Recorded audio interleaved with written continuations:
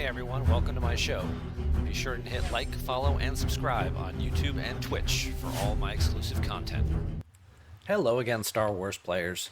Chris Goglin here, bringing you some GEMPC retro format content. This was a match that took place earlier in the week between DRTORCH, aka Paul Todd Feldman, and Dillen, aka Timo Dusel. Their match wasn't able to be streamed live. We have the replays from Timo, and we'll be going ahead and streaming both games right now, or recording both games right now.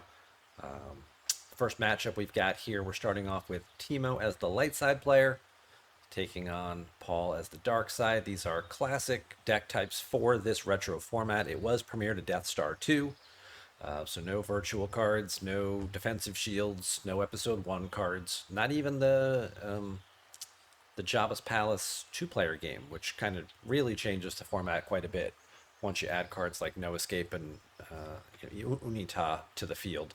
It kind of really changes the dynamic of a lot of matchups. This particular one here, we've got Paul on Bring 'em Before Me versus Timo using Hidden Base.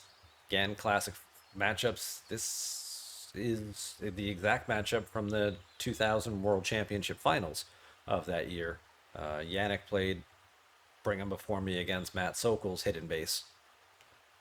So we'll have to see exactly what little differences. I know Matt was playing numbers, I think, then with, I don't remember the exact deck types, and I don't want to talk about it. But we're going to move on here. Paul started with Imperial Arrest Order to get some docking bays out, good force activation, generation, get himself some battleground sites. Probably see the Cloud City docking bay because it can't be projectioned, and then he can put Vader there and start causing force loss. He also started Oppressive Enforcement. Whether he's worried about sense or not is unlikely. More likely what he is he wants to be able to play his immediate effects, aka his grabbers, for free. And then we've got mob points just as a way to increase his activation from controlling those docking bays, as well as possibly either take one of these systems for some extra activation early or just get the Executor. Dylan on the Hidden Base. We don't know what the hidden base is. We're not going to peek and cheat and look. He started Do or Do Not to shut down any sense or alter. Also very popular, especially with Bring 'em Before Me. Wise advice to not only allow his immediate effects to go for free, but also if anything does get sensed, it's still going to go to his used pile, so he doesn't actually lose the card. So his opponent would lose the sense for the Do or Do Not plus 2 force as a penalty, and he still get to keep the card. It cancels the effect, but he still gets to keep it and then circle it around and get back to it again later. And then we see your insight serves you well. Does stop numbers while it's in play. Most light side players in this format would start this and then ditch it and go get Honor of the Jedi, because that shuts down a lot of sources of direct damage for dark side, and that's why we say No Escape, which is in the Jabba's Palace 2-player game that came out next in the expansion list, kind of changes the whole format drastically, because you can't just pitch this, get Honor, and then it's like, I don't have to worry about all these things anymore. I can ignore Visage, I can ignore, the losing 3 from Bring 'em Before Me, I can just subtract it down to 1, and, all these other things that you don't have to worry about otherwise. Now suddenly all come back into play. So let's get this game fired up here. We'll get it rolling. Let's go full screen mode for a little extra view. And we're going to be looking at things from Timo's perspective because, like I said, he submitted the replays. So Paul took Wakelimu, a.k.a. Milwaukee, scrambled up. Going to grab a docking bay. He'll try and get the Emperor out. Usually it's set the Emperor up. He's going to put the Emperor to the docking bay first for the extra activation. He doesn't need the Emperor over here with Emperor's power because they're not really going to interact with each other for the first 2 or 3 turns. So you might as well take the extra activation. I like that move by Paul. We've seen the modern game, Emperor goes right away to the throne room, pull Emperor's power, kind of sit there and add that extra battle destiny. But this is going to take 2 or 3 turns to get locations out, get activation going, before they're in a position to interact with each other. Usually. Dylan's got a fast start here. He had a system in hand. He he got a system with the hidden base objective, and he also had Haven, which is a solid card we'll take a real quick look at. Goes on Rendezvous Point, Hoth, Yavin 4, Alderaan, or Sullust. And we see both Sullust and Yavin 4 already on the table, as well as Rendezvous Point being started. Starships deploy -2, pilots deploy -1, and when battling here, you can add a battle destiny. So if you can't draw one normally because you don't have enough ability, you can add one with Haven to get one. If you have enough ability, you can add one to make sure you get two, or three, or four, depending on what you've got going there. So he's going to get these X-Wings out for free, because starships deploy -2. So they're going to deploy for free, and then he can start moving them around once he gets a little more comfortable with some of his evasion interrupts. We're going to see rebel barriers, probably hyper escapes and hit and runs, and all the things that just say, I don't want to fight you, I just want to spread out at like 6 or 7 different systems and try and just keep force draining. Eventually he'll flip, and the flip side of hidden base, incredibly annoying, because not only does it allow you twice per turn to cancel a force drain, up to twice per turn. It also, every time they want to draw a card from their force pile, they have to first pay a force to do it. So you have to pay one to draw one, pay one to draw one. And eventually there's the possibility you'll get to the end of the game, and even if you want to like draw up, you can't. This objective locks you out. The hidden base lockout is what it's referred to as, where you might get to a point where you only have one card left. You can't draw your last card because of the objective. You'd have to spend that force, and then there's nothing left to draw. So, and then if light side has any retrieval, they just slowly retrieve, whatever. They've got a Baragwin, they're retrieving a guy, or in the modern format, the open format, we see Luke Skywalker V, who just, retrieves a force every control phase. He'll just retrieve one and go, retrieve one, go, until you have no lost pile left and you've retrieved your entire deck. And then it's like, all right, I won the match by 42. Okay, I guess we're just going to skip game 2 then, because there's no way I can beat that. Not as prevalent or as big of a deal, because there isn't as much of that turn-by-turn retrieval in the Premier to Death Star 2 format, but there are things, obviously all wings report in. Eventually he'll get that off and get a bigger retrieval from that, from the number of X-Wings on table, and we might see little things if possibly he has any Baragwins or anything in the list to retrieve some weapons or devices from his lost pile when they're on top, to put a few more cards back in. Of course, if Paul successfully probes the hidden base, the objective goes out of play, and then you don't have to worry about any of this stuff. So let's see just how fast Timo wants to go here. All right, he's going to get 3 X-Wings out, all for free.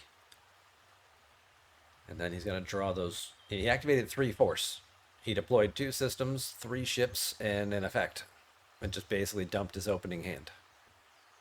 It's like, okay.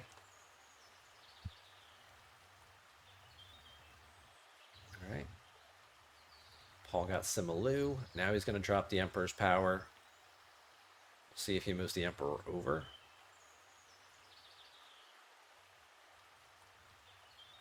Not yet. He's still just sticking with activation. He's going to want to be able to draw to find a bunch of stuff first. Depending on what ships he's running, they could be on the more expensive side.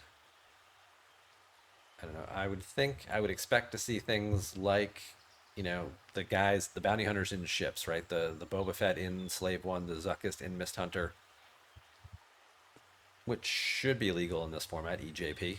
Should have been part of one of the sets that was included. Simalu's text only works when he's with the Emperor, adding a Destiny part. Deploys cheaper there, and he document transits for free, so. But once per turn, you can use a force to peek at top card of opponent's reserve deck, and you can then move it to the bottom. So if you don't like the cards they're about to draw for Battle Destiny, you can just put it on the bottom of their deck. The Emperor did move over, so he does have the ability, potentially, to draw 2 Destiny here. Okay.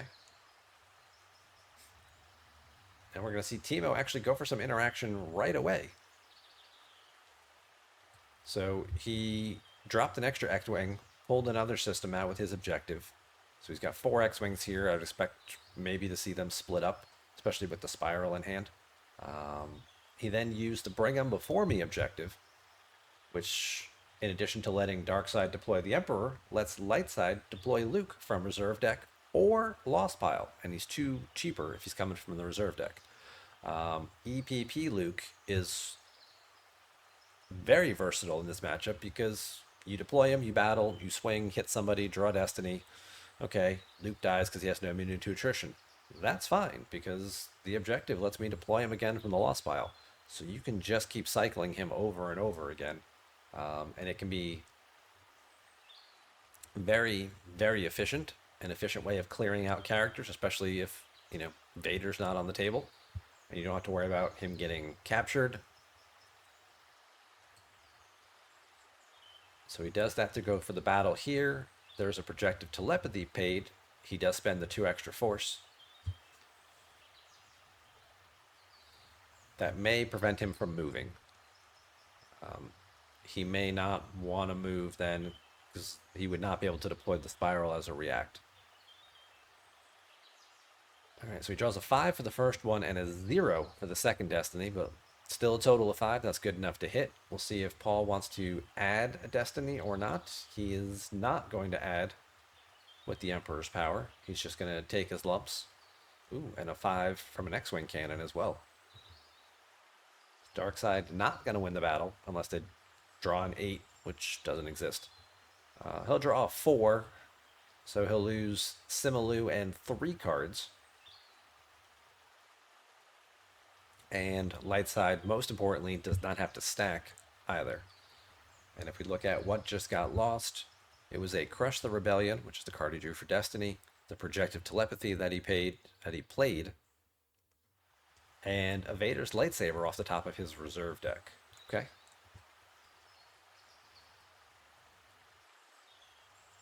Oh, Timo can move to Endor. That's right, because Endor has a game text. Moving your starship to here from Sullust, Rendezvous Point, or Haven, because Haven's on Yavin 4, requires -1 force. So they can move over for free, and he can still retain the 2 force necessary to deploy that spiral as a react, and he will save that. So would have 1 Destiny for sure here, possibly getting a second one. And even if he were to go to space here, he could drop the second Destiny or at least get the 1 Destiny with the spiral, have plenty of power, and forfeit there too. Paul not really happy with anything he's got yet. Typically, we don't see Darkside often go to space in this matchup until Lightside flips. Usually they have a limited number of ships. They want to be able to have a chance at probing that hidden base and getting it off the table. But Lightside's not going to flip until they feel the need to, right? They're limited to only being able to draining for 1, which is all these systems allow right now anyway. So it's not a sense of urgency for Dillen to flip here.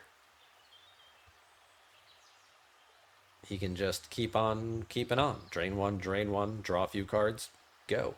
Drain 1, go. Like, Darkside's not causing him any force loss at this point in time. So he doesn't have a need to accelerate things and, risk something else happening. Paul drew up to 19 cards. He's going to throw away a There'll Be Hell to Play grabber, as well as the sniper. Look at the Lando out. He is going to drop Order to Engage, which is a very interesting card. Put it on their side of the table. At the end of their battle phases, if you both have presence at the same location and a battle did not take place, they lose 3 force. This card is very annoying in this format, especially with decks like this one, because let's just say hypothetically, he deployed some, ships over here to battle at, Yavin or whatever, and deployed some ships over here at Sullust to try and probe the hidden base or whatever. So they battle at Yavin, and he just plays Hyper Escape to move away and moves to Sullust. Well, now they both have presence at the battle phase, but those cards can't be battled again because they were already in a battle. So then Order to Engage kicks in and just makes you lose 3 force. We see this on the ground with Arconas a lot, too. You know, the Arcona moves away as a react. So they get battled, they react and move away to an adjacent location where the dark side also has presence. And now it's like, oh, now we're both here at a site together and you didn't battle me, lose 3. It's very annoying.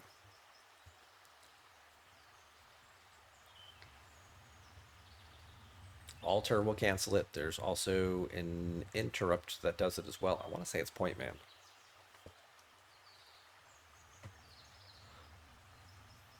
All right. See Dylan pick up a couple of those also more annoying cards, like Goonie Tay, which will increase the deploy cost of most of the characters, and Honor of the Jedi as well. All right, so first up, we've got Sullust. Starships deploy +1. So now you've got Bosk and Houndstooth coming down for 9. Very expensive. Does add a Battle Destiny, and he has the ability over here with the Emperor's Power to add a second Battle Destiny. Lando and Falcon does not get a draw by himself. He's only got 3 ability there. So there's 2 possibilities here, depending on what kind of mood Timo's in. He could drop the Spiral as a react, then he would have 11 power, and it's 2 destiny to 1 destiny. If Darkseid draws at least 7, though, between those draws, they're clearing both ships. The other option is he could just play the Hyperscape and move away. And move the Falcon anywhere he wanted to. Except for... Actually, he can make it all the way here. Yeah, he can go anywhere he wanted to. Oh, that costs +1. Well, he could still move there if he wanted to. He does have enough force to do it. We also see First Strike and Secret Plans hitting the table for Paul. So we'll have to pay for that retrieval now. Darkseid's going to get to retrieve 1 for initiating the battle. And Lightside will have to lose 1. And now the question is, he's going to go for the Hyper Escape. That is going to get grabbed. There's another copy of There'll Be Hell to Pay. I would expect to see 3 of them in this deck. And then he's going to go for the Sense to try to cancel it. He draws a 4. Do or Do Not kicks in. Now Darkseid has to lose 2 force. And then the Sense will go lost. Well, you tried the one you wanted to do. It looks like we're going to get both out. See if he's got a second Sense. Nope, Spiral's going to come down as the react. Emperor's Power. He's going to top deck another card. He loses Mara Jade's Lightsaber. Earlier to the Do or Do Not, Paul lost Presence of the Force from hand and Janus Grijatis from reserve deck. So a battle he initiated has cost him several force loss already, and we haven't even gotten to the point where we're drawing Destiny. He's trying to beat 7 to clear both ships. When you start with the 6, that's usually a good sign, but if that's a 1, okay, it's a 3. So he'll get rid of both ships. Gets him to a total of 16. He might actually win the battle. Lightside needs to draw 5 to force a tie. It's a 2. Now, Bosk has no immunity, so this whole system is basically going to get cleared. Everyone's going to go away, and Lightside will have to stack a card on Insignificant Rebellion. I'll take a minute just to talk about the significance of Insignificant Rebellion. Each time you win a battle, opponent loses a force, which can't be reduced, so you can't honor your way out of that one. And you have to stack the card face down. When attempting to cross over Luke, except with Epic Duel, add 3 to your total for each card in the stack. So typically Darkseid wants to get 3 or 4 cards stacked up here, and then get Luke as a captive, and then take him to the throne room, and do the whole thing on the backside of the Bring Him Before Me objective, where they can then cross him, because by doing so, they immediately win the game. I don't know we're going to get to that point in this matchup. Obviously, we saw the Luke in the loss pile already. Dillen can selectively choose to hit and run with him.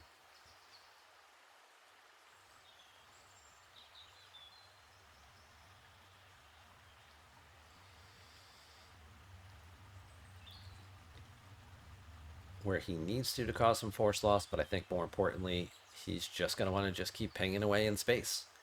You know, he's already got a lot of cards Paul has between Lost Pile and Hand, and Timo hasn't really deployed a whole lot here.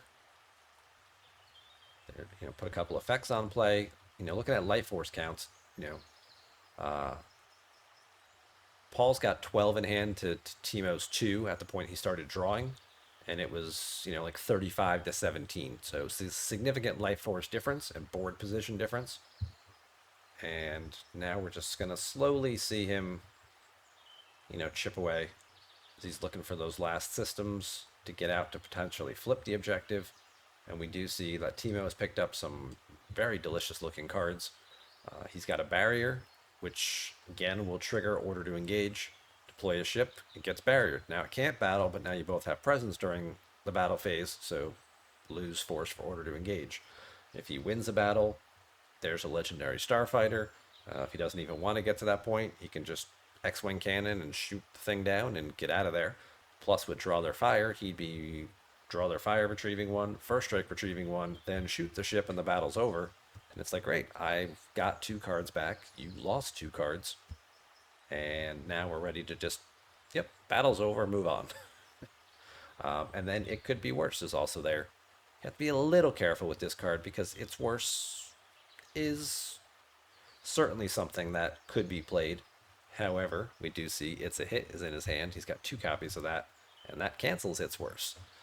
It's very customary in this format. You don't play It Could Be Worse unless you have It's a Hit in your hand. Because It's Worse is practically game breaking, right? And if you're not familiar with those cards, It Could Be Worse. You can spend force if I have to lose damage. Oh, I got drained for 3 or whatever like that. I gotta lose 3. I can just spend 3 force and play this instead and just reduce the damage to 0. If they play It Could Be Worse, I'm sorry, It's Worse, it cancels this, and then Darkside can spend force to increase the original damage amount. So if you were going to lose 3 and I just spend 10 force, it's like now you lose 13. It's like, whoa. This just blew up in my face pretty big. And then after they spend that 10 force, you're like, you lose 13 now. And you're like, I play It's a Hit and go, no. And now you have no force left to deploy anything with or do anything else for the rest of your turn. Because you spent all your force. You don't have to spend all your force, but some people just tend to do that, right? They get aggressive with it and like, this could just totally win the game for me right here. I was always the err on the side of caution type player, and it was just like, what else? What do I need? Do I need force to move? Do I need force to battle? Okay. I have 10, I can spend 5. Because I need 5 to do other stuff. Great, let's turn this 3 into an 8. That's still game breaking. Not only did you spend your force and lose this card, but now you're going to take some additional damage too. I've always been a little more practical minded though. All right, got a quick peek at the reserve deck from Paul. He's got 2 senses, a 5 and a 6 in there. All right, so he's going to drop just Mara to a docking bay. Move Dr. E over? No. Interesting. It's almost like he wants to get battled. Because it would be very easy, like if you move Dr. E over, like what's he doing there for you? Giving you 2 extra activation? That doesn't seem very good. Now, if you're really worried about like, you know, Clash or sorry about the mess or something, okay, I understand that. But it's hidden base. It's hidden base X-Wings. It's not typically where you're going to see those cards. Some other type of hidden base mains deck, sure. Personally, I would have thought to move Dr. E over. Just in case Luke does come down and take a swing, you can swing back, hit him, make him forfeit 0, and then add a destiny and just go for the the overpowering kind of thing, a force out of Hoojix if he has one. If he doesn't, he's taking overflow. Right now, there's no penalty to dropping Luke and battling, other than the slight risk of potentially getting barriered and getting stuck there, and then having Vader come down and capture him, and then move to the Death Star and start dueling him. It's a slight possibility, and maybe that's what Paul's trying to set up with his 16 card hand.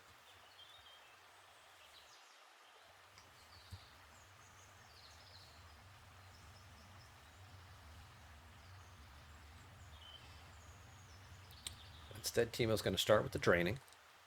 We'll get rid of 2 cards here. There goes a Vader from hand. There goes a Sniper from hand. We'll go look. There's no other systems available.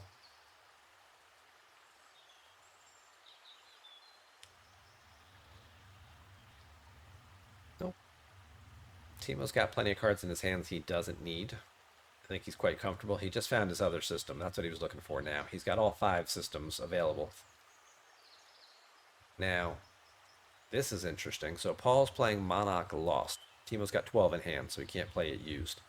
So he's going to get anything there's duplicates of. So he'll get the 2 copies of It's a Hit. He'll get the 2 grabbers as well.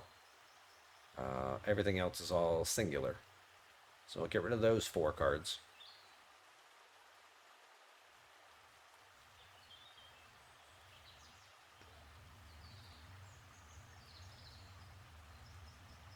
And he is going to throw away the legendary as well. Finding it unlikely that he's coming back to space anytime soon, especially with no reserve deck. Alright, so he dropped Janice, moved him over, put a Presence of the Force on the docking base. So now he's got 2 Battleground docking bays. And he's got a Weapon Lev to look. There's nothing in his used pile that he can fish out. He's lost Mara Saber earlier to a drain. He lost Vader Saber earlier to a drain.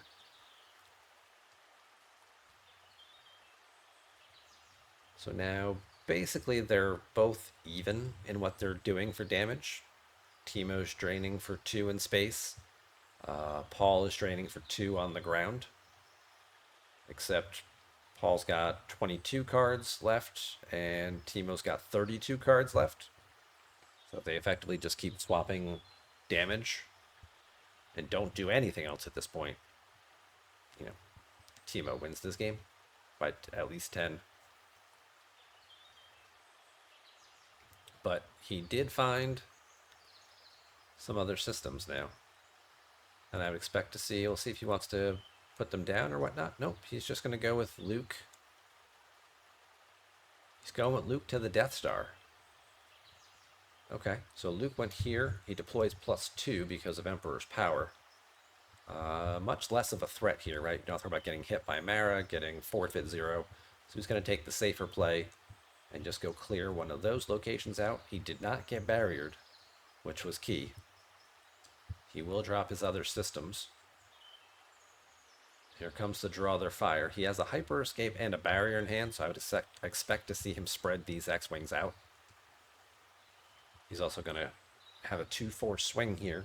He's going to retrieve 2 cards, First Strike and Draw Their Fire. He's going to get back a Legendary Starfighter and one of his grabbers. And he's going to make Paul lose 2 more cards. Paul throws away a Sense from hand.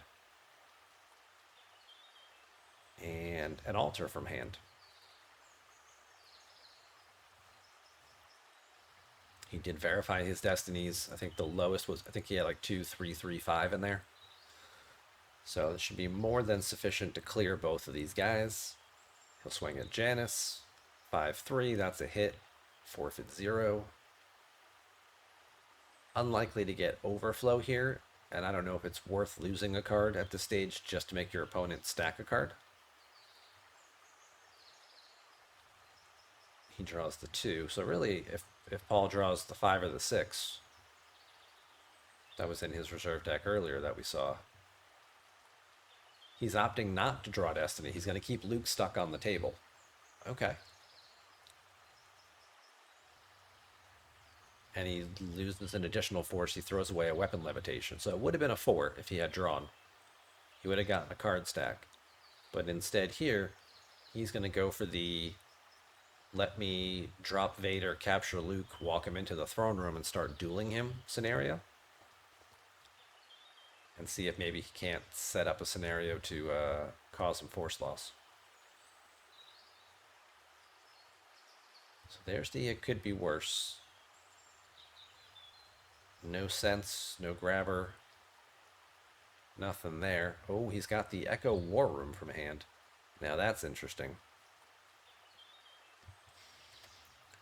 This is a location that we see often associated with the Responsibility of Command card because it has to deploy on a war room.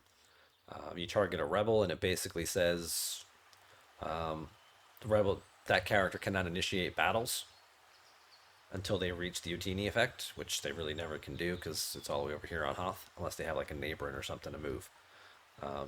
And then you put a guy in front of him, and then you play Much Anger in him, which says if you didn't, again, like order to engage, right? If you both of you had presence at this location and you didn't start a battle, you lose 4 force. However,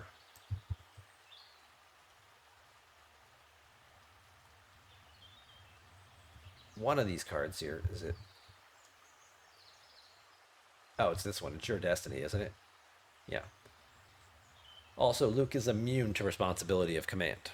I don't think Paul realized that when he kind of set this whole plan up. If I remember correctly, I saw part of this game live, and I feel like Paul was like, "Why can't I play responsibility of command on Luke?"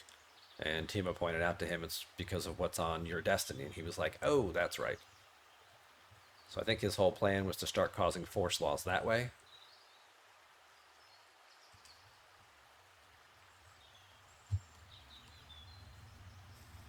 And there's the barrier on Dengar.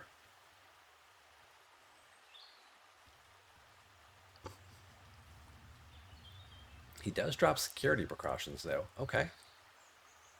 Now, this is interesting for 2 reasons. If he does get to probe, if you probe an opponent's hidden base, they lose X force, where X equals 15 minus the number of systems on table. You count all systems. 1, 2, 3, 4, 5, 6, 7. So 15 minus 7 would be 8. So he would lose, if he successfully probes the hidden base, he would lose 8 force. You can't probe until the objective is flipped, and you can't flip until you've deployed at least 5, including the hidden base. There's 5 on the table, but with this card out here and this board position and the amount of life force remaining, I don't think Timo needs to flip. His only reason to flip would be to stop him from draining for 1, and you're like, that's okay. I think I'll just lose a card or 2 from hand, rather than risk losing 8 if he manages to actually probe the thing. And now DRTORCH over here is about to lose 3 force from that order to engage, because again, didn't take place at every location where they have presence. So now you got to lose 3. There goes Search and Destroy from hand, Tarkin from hand, Zuckuss and Mist Hunter from used. Now Mara moves over in front of Luke. If Luke wanted to move away, it would cost him 8 force to do so.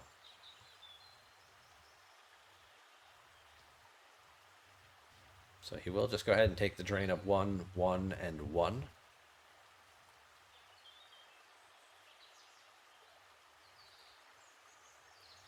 That might mean that Kessel is the hidden base, because if it wasn't the hidden base, you could have considered flipping here, right? Because at best, he would probe Kessel, and it's like, well, he's not going to get to move away because you're going to drop the X-Wing cannon, battle, retrieve, withdraw their fire, and then just shoot the things. You know, Dengar's he's maneuver 5. I guess there's a chance you could miss. Maybe that's what he's worried about. He doesn't want to, I mean, he'd only get 1 extra force loss from Kifix, so if it's just not worth the risk. Plenty of cards in there that will hit it, so I think in this case it's worth the risk to go for it. If nothing else, you cause the 2 more, the 2 force loss swing from the draw their fire and first strike here. It's going to be a big win, it looks like, for Timo in this matchup here. Vader never hit the table.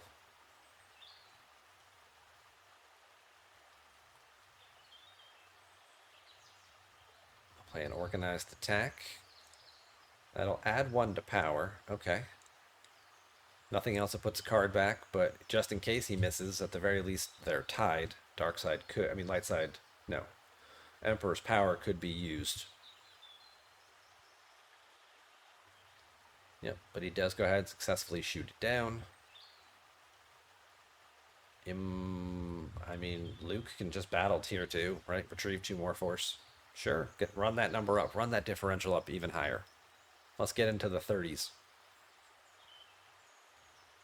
That's the thing with match play sometimes. If, depending on how one game goes, if it gets a little lopsided pretty quickly, it drastically impacts game number two.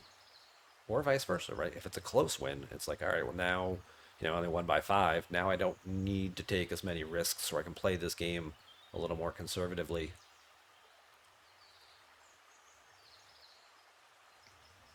So, Paul loses 2 more cards. He draws 6. That's going to hit Mara. She's forfeit 0. If Mara hits Luke back, he's going to top deck Emperor's Power to add a Destiny. Oh, Mara doesn't have a lightsaber. I'm so used to the EPP having the same picture from the virtual version. Mara doesn't have a lightsaber, so he does add the Destiny to see if he can at least make him stack a card. Unlikely to get overflow here, but he goes for it. Yep. Paul's got nothing left in hand. He will have to stack a card. So I'll just stack the card from hand. There goes Luke. There goes Mara. And now it's Paul's turn, and he's got 5 force remaining and nothing in hand. If Timo wanted to in this situation, he could flip the objective now to stop him from drawing up. And he's going to flip. So now the question becomes, does he want to draw to try to find anything? Like an all wings or something?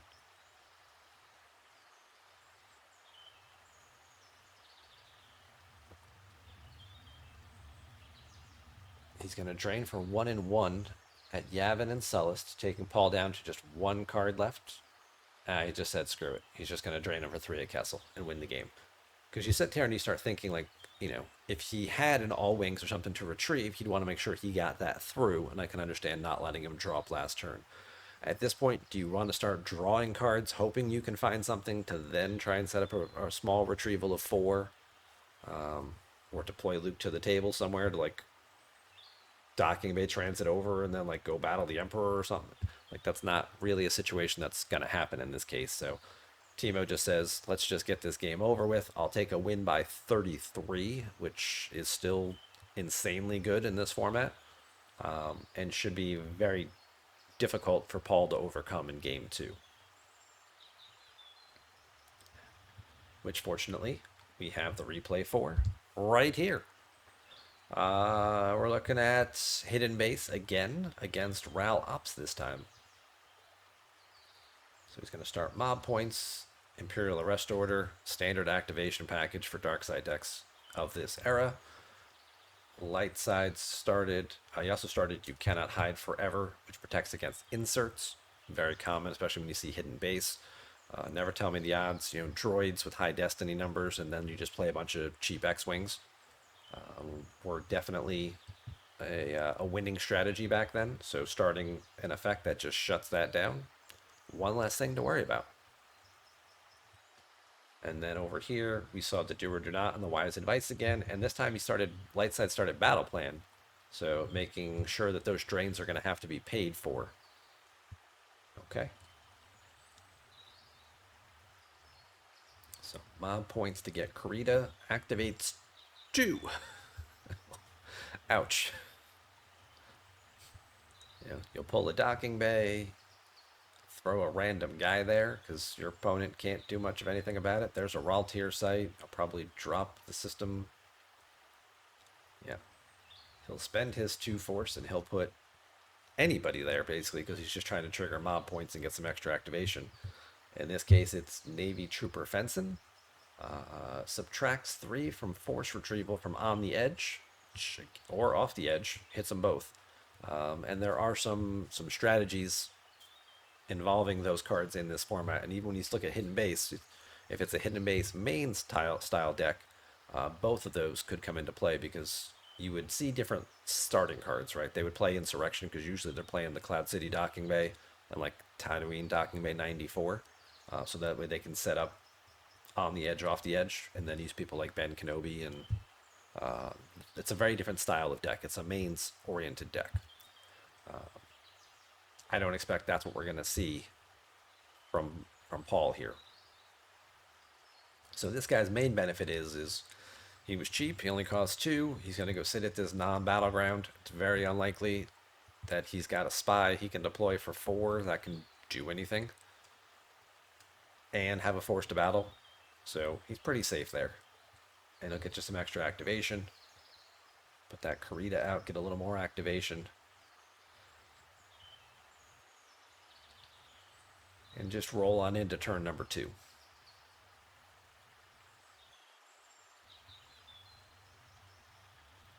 There's Yavin 4 right off the bat from reserve deck. There's the Haven on it. This looks familiar. Oh, here comes some X-Wings. Except these are different X-Wings. These are Red Squadron X-Wings. So a little bit stronger power. They're also permanent pilot ability 2. Now they deploy for 5. But they're deploy -2 to Yavin or to where Red Leader is. So he only would have cost 3 to Yavin, and then Haven's there, making it -2 more. So he only cost 1 to that Yavin site. And he quickly moves over to Ralltir. And the reason for doing that is Ralltir Operations objective. Flip if Imperials control 3 sites and opponent controls no Ralltir locations. Now he can block, like he can control 3 sites and just throw any ship at the system, block it for a second so they don't control it, so you can flip the objective, even if you don't plan on battling it. But this isn't a deck that's known to play many ships. Like there's probably 3 or 4 in the deck. I mean, I'd probably say 4. I think 4 is probably a safe number. So what are the chances he has a ship this early that he can do anything with? More than likely he's got some ground characters, so he's going to try and work that angle. And this is going to shut him down from his ability to flip.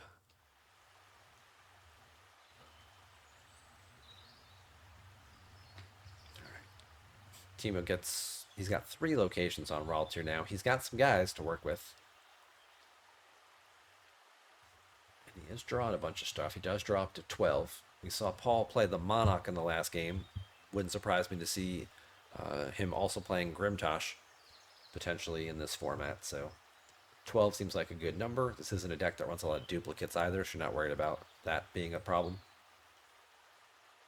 And we do see some interesting cards. There's the Point Man that we were talking about that does cancel Order to Engage, along with a bunch of other annoying cards, and then a handful of cards that just never really saw much play. We also see High-Speed Tactics. Target 2 vehicles with maneuver. Present at same site. Both players draw destiny. Add your maneuver to your total. Lowest total loses. So basically this is Talon Roll, but with vehicles. So if you've got guys in ATSTs and they've got guys on speeder bikes or guys in, T-47s, like Luke and Rogue One is coming to fight you, and you're like, okay, great, I'll just play this interrupt. We both draw destiny. I add my maneuver, which in this case is probably going to be 4 or 5 from a speeder bike. So destiny +4, destiny +5 versus your destiny. It's like Darkside's always going to win that. In which case then they just lose the whole vehicle. Or speeder bike piloted by a biker scout gets to add a battle destiny.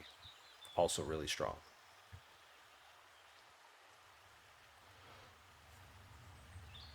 Just saw this card this week in a current open deck list for Imperial Entanglements. So, all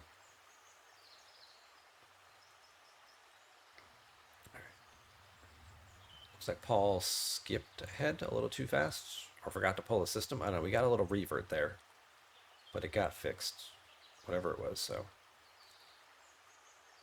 yeah, I guess he forgot to pull a system, so he went back. He dropped traffic control. He's going to draw a few cards. This is the card we don't see in the modern format at all anymore. Haven't seen this played. Even in some of these retro formats, it's not a card that often sees play. Traffic control, very big when the game was released, 95, 96, 97. During your control phase, return any cards from your hand to the top of your used pile. So you draw up a bunch of cards, and you're like, okay, here's a bunch of high destiny interrupts that I don't need. Let's just put them all back. And then people kind of just pivoted when their deck building strategy was, let's just use a bunch of like used interrupts with high destiny, and then I don't need this effect. I can just play the used interrupts. You know, go look for something that's not in my deck. Okay, look, I looked. There, now I put that card back. Um, so this card is something that we don't see very often anymore.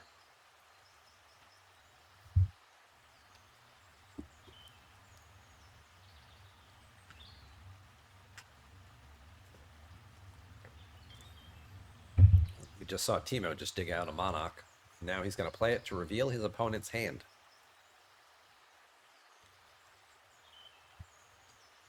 Okay, so we see right here a couple of droids, high destiny numbers.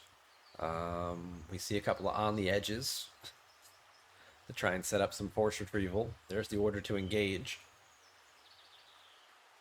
He's got a tunnel vision, he's got an honor, he's got an out of commission. But basically, he's got high destiny characters. Wedge is also here, 8d8, R2. Usually that's what you would do. You should put a couple of these characters down, a couple of these droids down somewhere. As a passenger on a ship, just sitting at rendezvous point or at like a 1-0 docking bay or something. And yeah, you would just insert numbers. My total is 5, 10, 14. Like, what do you got? You got 4 because you got actual real characters on the table. Okay, great. Lose 10. Like, oh, that makes me feel really bad. So that's why you see if there's effects net. There were interrupts, like that strategy came out in Dagobah. There were interrupts that were added in Jabba's palace that canceled it, but then it was like, do you have the interrupt when they have, you know, the insert?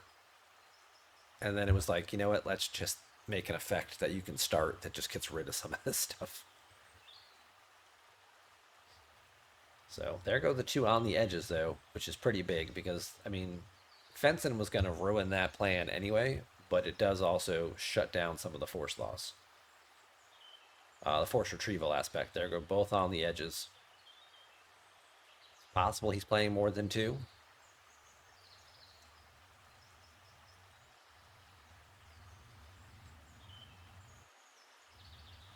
Let's see what Timo wants to do here. If he wants to deploy anything, yeah, he's going to drop a Tempest Scout.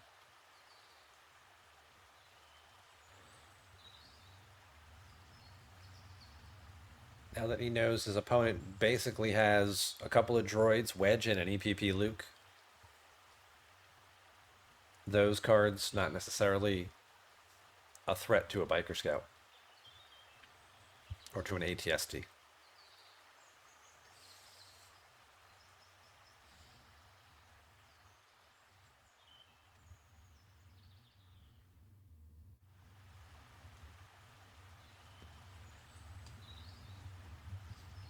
Yeah. It's not immune to any attrition, but it's power 3 because the Biker Scouts only add to speeder bikes. At least these guys do. So he's not adding any power here. But he does have 4 abilities, so he would get a Battle Destiny, and they each are forfeit +2 from Imperial Arrest Order, so they would forfeit for 5.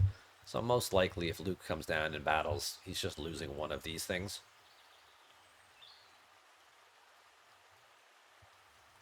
He drained for 1. Let's see what happened here. Oh, he didn't even drain because Battle Plan is out, so he didn't even pay to drain. He tunnel visioned. He then used traffic control to dump a bunch of cards back from hand. He put 4 cards back. He used the objective to get out Kashyyyk. Deployed Endor from hand. Dropped Rebel Fleet from hand. Dropped Order to Engage from hand.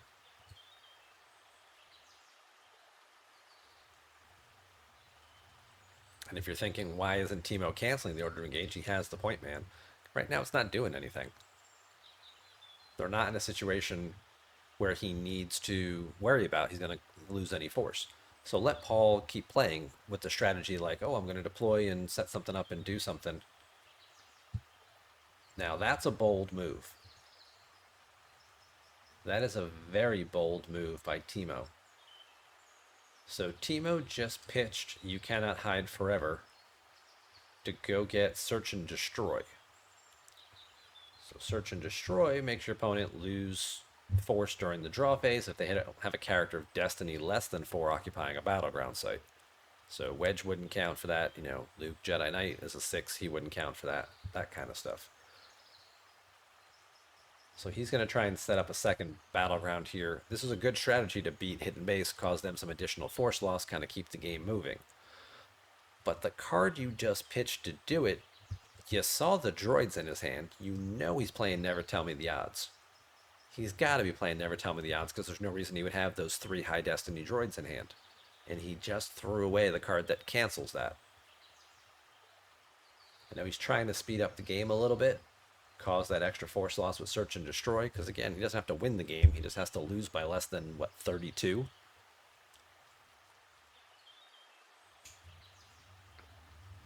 Okay, draw phase, he does go for the point man to cancel the order to engage. Just going to get rid of that now. Okay, interesting.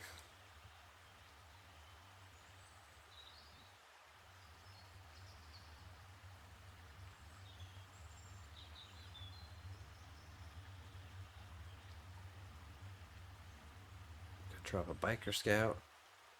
Use the biker scout. There's no bike there. He goes to the docking bay. Okay, so there's Wallen spreading out. He does have the Gick. Okay, so I guess he's going to try and cover a bunch of different sites. He might see if he moves fence and over. Now, this one can move as a react for free.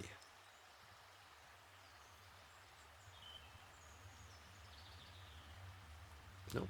It's just going to cause some force loss with Search and Destroy and just spread out and try and put some pressure on his opponent. He just picked up a couple of ships. That's going to be helpful. There's tactical support if he wants to go get some more troopers into hand. He picked up Sergeant Barrack, who's also really good with these biker scouts.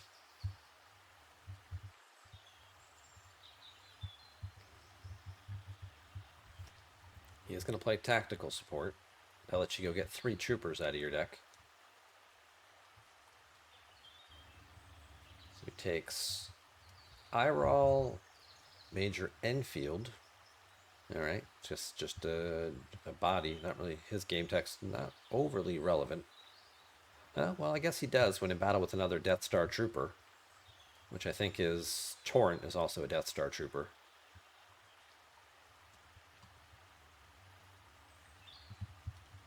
Then you got Iroll. Iroll deploys as a react to a forest, jungle, or exterior Endor site. So if he went to the forest to battle, he could deploy Iroll as a react, potentially. He also gets a huge benefit from high-speed tactics. He adds 2 more, as if it wasn't already favored to them enough. And then here's Elsic, who covers all battle damage and attrition when he's forfeited with another biker scout.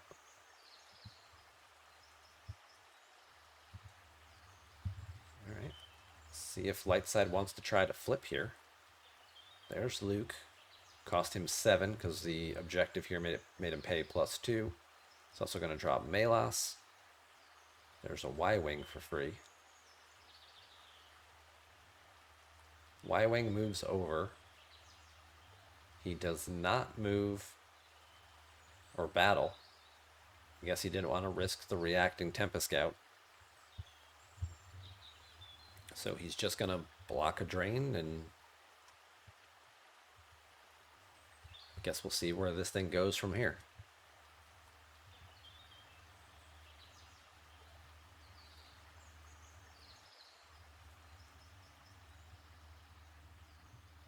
There's a biker scout. There's Barrack. There's Zuckuss. Now the objective is flipped because he controls 3 and his opponent controls none. And the huge importance of this is now your total battle destiny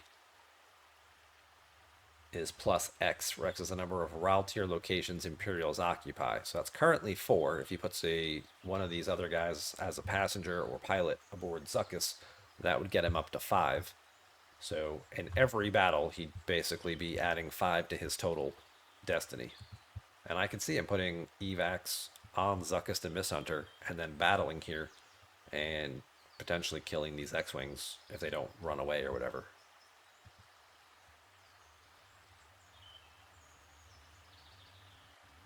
Yep, he was thinking about putting out Bosk, but I guess he realized it was going to cost a little too much. So he does do the evacs play, like I was just mentioning. And there's Iroll as well. Okay. Order to engage did get canceled. So he is going to battle here in space. We're going to see a hyper escape to run away. He's got to pay one for each. So they're going to split up. One goes to Yavin, one goes to Kessel. I would assume we're going to battle here as well. Yep. Luke will swing at Barrack because he's the most annoying.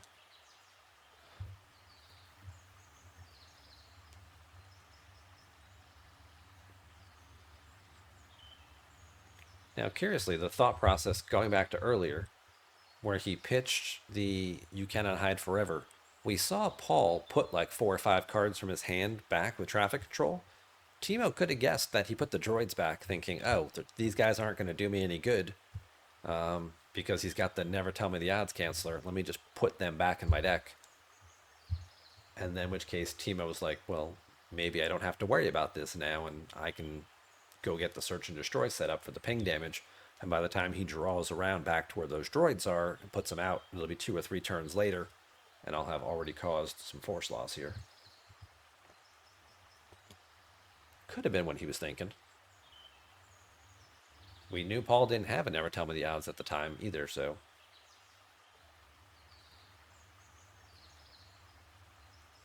So light side hits Sergeant Barrack. Dark side draws a 1 for Destiny, but it becomes a 6 because of the objective. Light side draws a 4, but now Barrack's going to use his game text to draw and subtract from that. Let's see what this last card is. If it's something good, it's a 3. Okay. So Dark side wins the battle. They do still have to lose Barrack, who got hit, plus 1 other guy. And light side did have to lose Luke.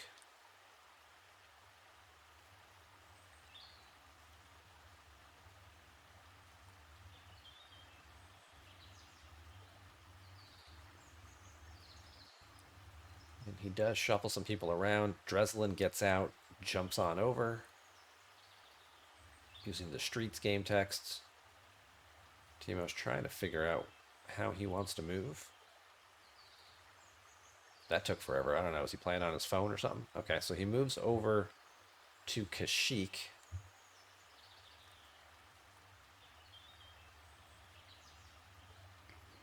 And now he's going to pay 1 to draw 1. And he'll save a force. Paul did flip, so he can drain for 3 at Kessel. And I guess we'll see if... I'm assuming it's not Kashyyyk, but hey, maybe it's a psych out kind of thing, right? So we'll have to see if Timo wants to spend a card from hand to probe that. I think you kind of have to just to eliminate it.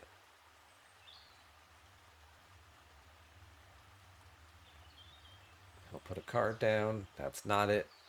Here comes the X-Wing cannon. There's Wedge to the ground. Checks out the Destiny draws. They're all pretty good. 99% chance the Zuckuss is getting shot down here. And this is normally how we would see this type of matchup go, right? Darkside puts out some ships and tries to probe, and Lightside wants to clear those ships off the table as quickly as possible. 1, to stop them from satisfying battle plans so they can not have to pay for these tiny little drains, but also more importantly, to protect their objectives so now they can also still cancel drains too.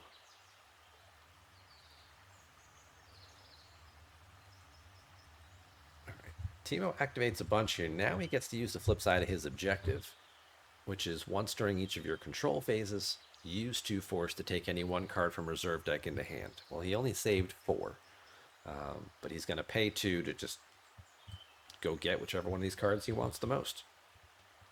I didn't pause it quite in time. He did take the Voyeur. That's the one I would have thought he would got. The speeder bike was in there. All right. He's going to probe Endor. He's going to put the trample down. Interesting. That wasn't it. That guy's going to get the speeder bike.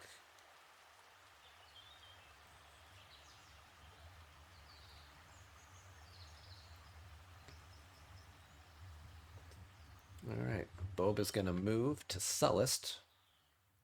I would have to say it's very likely, in my opinion, the way Paul moved his ships around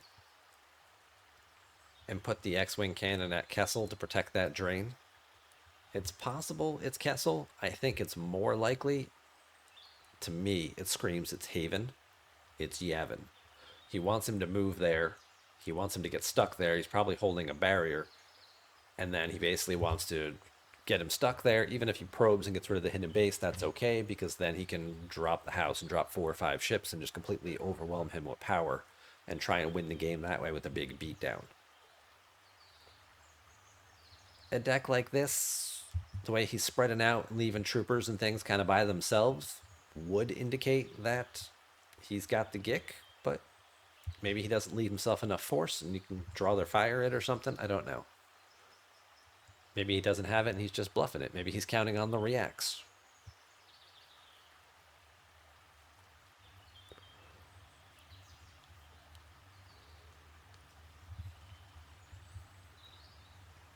All right, so he's going to pay 1 to draw 1 against Vader's shuttle. That's helpful. It's a very cheap ship that he can just drop to then probe with. Paul's going to play a signal. He does go get a Never Tell Me the Odds. It's only a drain of 2 at Kessel because Ralltir makes them all -1, basically. Timo's going to peel 2 off the top. There's a Lando and Falcon getting deployed. He will probe, see if it's Sullust. Nope, not Sullust. So we're down to just 2 systems left, Yavin or Kessel. Alright, so he just spent 10 force. Now might be a good time to play this Voyeur. He's got a number of cards in his used pile. And Voyeur, for those of you who are unfamiliar with the card, name and interrupt. Opponent reveals their entire used pile without shuffling. And then it's either they lose a force for each copy of that card you find there. So you were to say something like Organized Attack, or All Wings Report In, or Hyper Escape. You know, there's a bunch of good interrupts that you can name in hidden base. And he could have 2 or 3 of them in his used pile. And suddenly it's like, okay, well, if I play it used, you just lose 2 or 3 force. And then I can cycle this back around and pull it out next turn and play it again. If you grab it, well, then I say lost, and then I make you lose all those cards. What's he going to name? He named the Signal. Okay, there you go. That's a card he just saw him play at the start of the turn. You know there's one in there. There was only the 1 copy in there, so he's got to lose a force. And he'll throw away a red leader and red 1.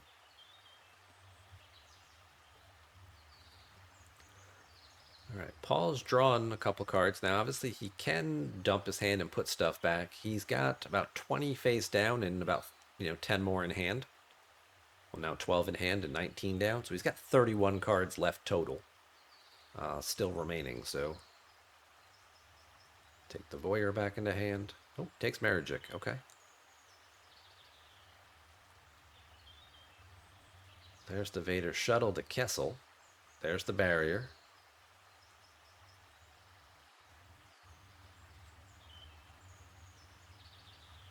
See if he probes Kessel.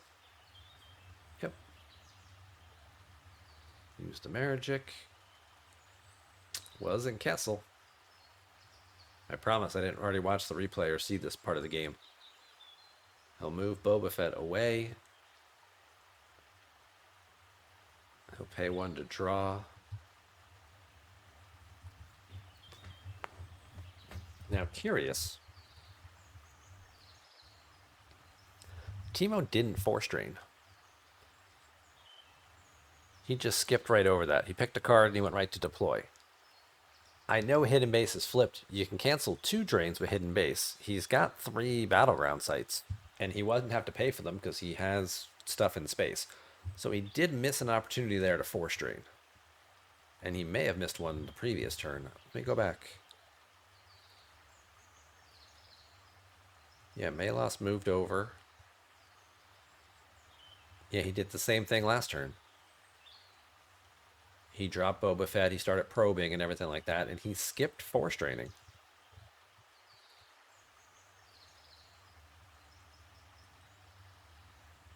I don't know. There's other cards he could be afraid of in this situation. He's got a bunch of low power characters on the table. If he's afraid of something like a surprise assault,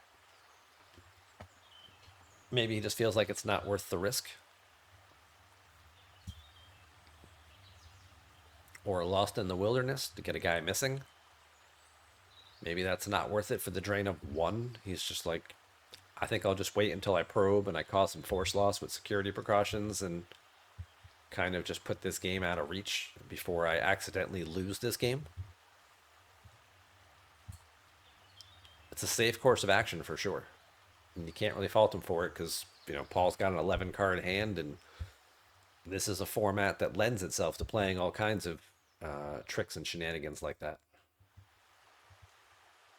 All right, he's going to drop a bunch of cards here. We got to see him probe. What are you doing, sucker? Probe! Why is he not probing? Why did he not probe? Why did you not probe and cause the force loss and put the objective out of play? Do you really need Jabba the Hutt in your hand that bad?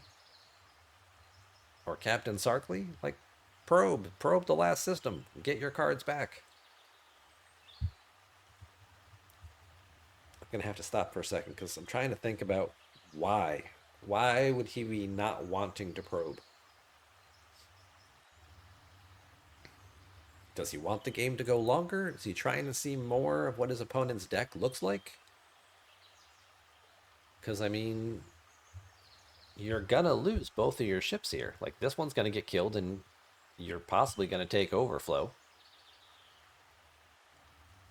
It's 10-0. You're going to have to gick this one and then, or take, even if he draws, let's say he draws a 3. 13 to, you can only cover 6. You don't get a destiny draw. Like, you're going to lose 7 cards. Unless he's just trying to lose the game right now. That could be a thing, too. He could just be trying to lose the game right now because Paul's only got 20 cards left down. He might be like, you know what? Let's just let this game go. Please overwhelm me and kill me.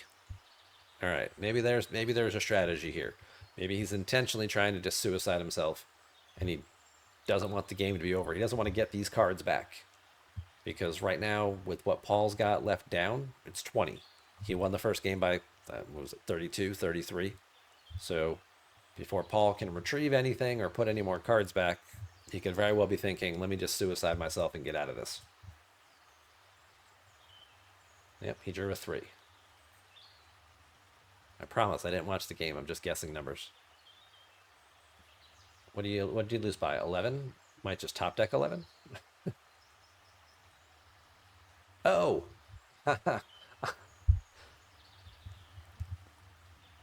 I forgot security precautions. I forgot the other text on security precautions. I am so sorry.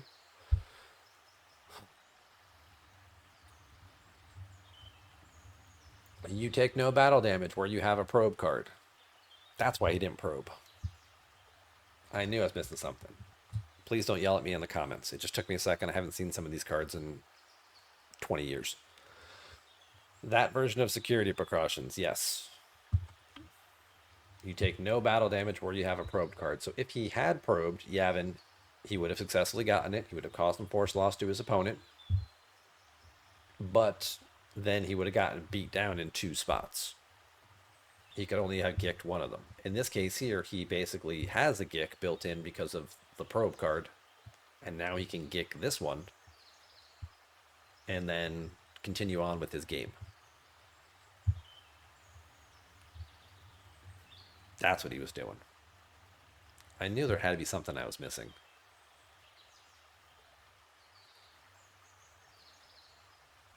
Now, granted, even if he does probe, he's going to cause a bunch of force loss.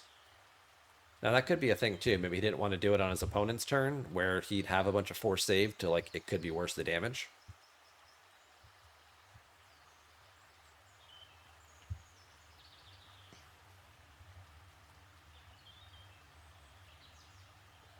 And there's the Gick to cover the damage.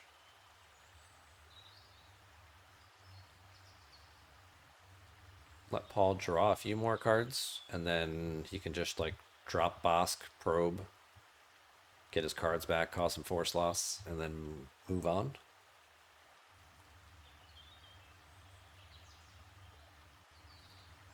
He does activate it all.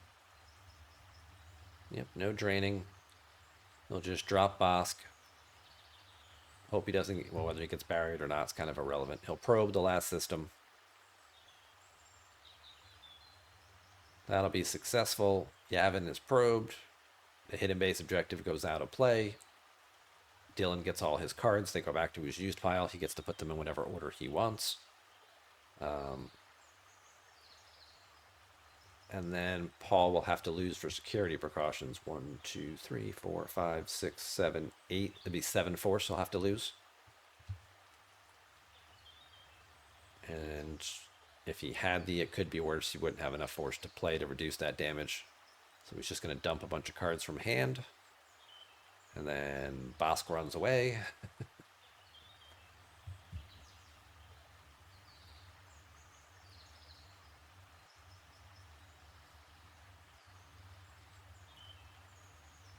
And now they're both about even in life force at around 16, 17 cards.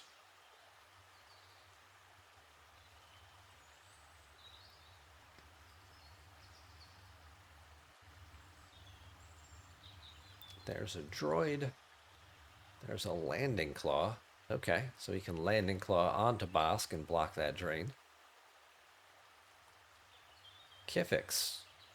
Okay, so once the hidden base objective is flipped, you're not allowed to deploy any more systems. But because he probed to put the objective out of play, that restriction no longer exists.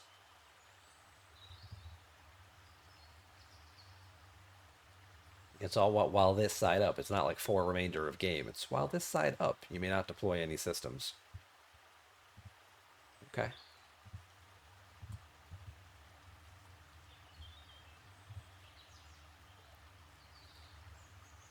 Now he'll spread out, try and maximize his damage. We would have to see at this point. He put the Never Tell Me the Odds in the deck. And if you're looking at numbers, you've got R2 with a 5, Wedge with a 4 is 9, Melas makes 11. And these guys are probably in the 6 range. I'm sure there's a couple of 2s in here. Maybe not. Maybe they're all 3s. They're all 3s. There's the 2. So he's got 2, 3, 3 for 8. So 9, 11, 11 to 8. It's only a 3 force loss. That's not so bad.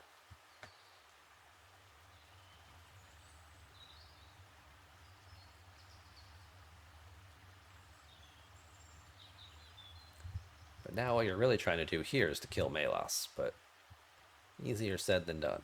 He'll activate, the Never Tell Me the Odds pops. He immediately loses 3.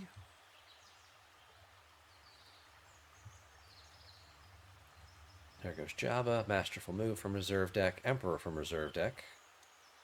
Activate a couple more. There's the drain, there's the surprise assault. Okay, so we were right to be suspicious.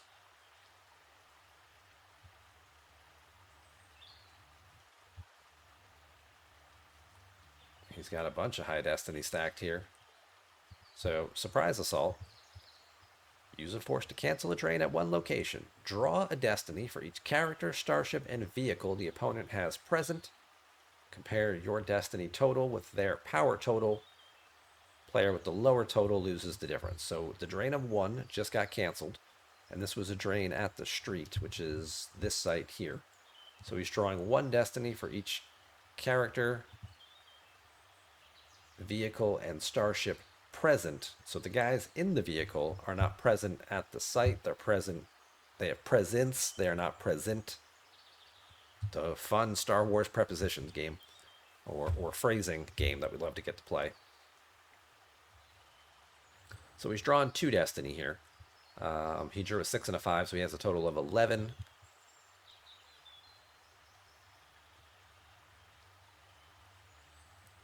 They only have power 5, so they will lose 6.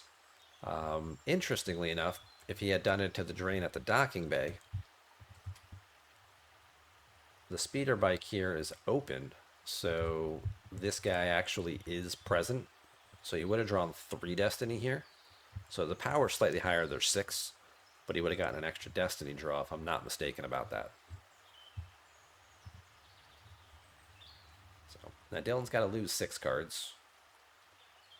So he lost 3 to the Never Tell Me the Odds, and then he lost 6 to his own Force Drain. And he's going to peel a bunch from his own Force Pile to satisfy that. There's the Landing Claw that's going to attach. Karita, he's going to pitch that to go get a Trooper back, probably to go get Barrack, right? Yep. Drop Barrack. And he's got a barrier left. Well, he might still battle anyway. Play the Trooper Assault.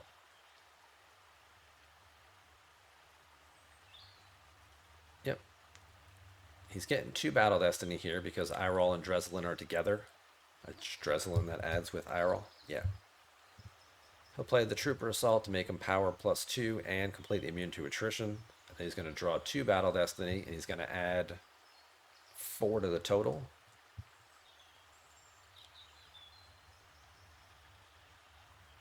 Yeah, not good. So he's got a total of 8. It does get rid of 2 cards. Basically, he's going to get rid of R2 and Wedge. Melas will live to satisfy Search and Destroy for another turn or 2.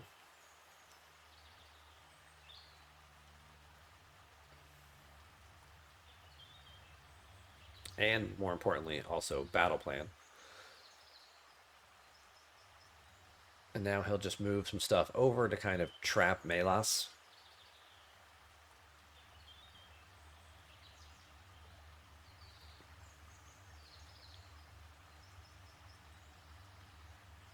So Dylan's got no cards left. He's going to lose 2, 3 to drains.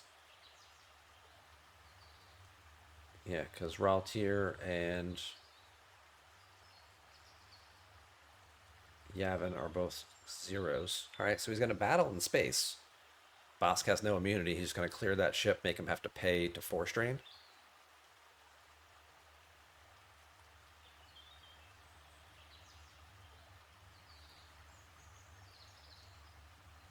Dylan's going to draw the 5, which is the Trooper Assault. That'll actually clear both ships. Oh, it's a 9 anyway. But the 5 would have cleared both ships too, because they don't have very good forfeits.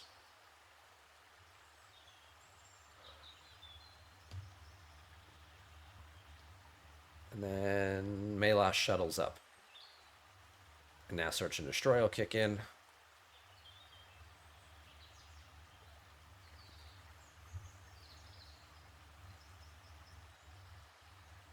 So with Battle Plan out, the best Timo can do is pay 1. He can pay 3 to drain for 1, cause 1 more Search and Destroy loss. Or in this case, just kind of draw up and end the game. Oh, I'll go get a Projective Telepathy out of his deck. Okay. Go to draw phase, cause a force loss. I mean, he's already won the match at this point. Just kind of seeing, like, you know, what can I get it down to? He's got to pay to drain there.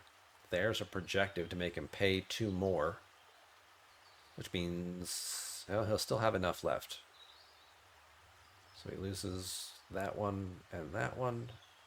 Takes him down to 2 cards. We get, oh. So you got to put 1 more insert in? Shuttles Melas down. Okay, so he got some extra forfeit and then just shuttled Melas down and landed the Falcon. Interesting. Alright. I guess this will probably be the end now. Timo will just draw up and end this nonsense. And take a loss by 8. So, interesting match for sure. We got to see all kinds of fun cards from the Premier to Death Star 2 format. Timo did win the match and advance on. This was the semifinals, so Timo won and moved on to the finals. That video was also already available on YouTube, so you can check that out. Thank you all very much for watching. Hope you had a fantastic time going through all these cards like I did, and take it easy out there, and I'll see you around the galaxy.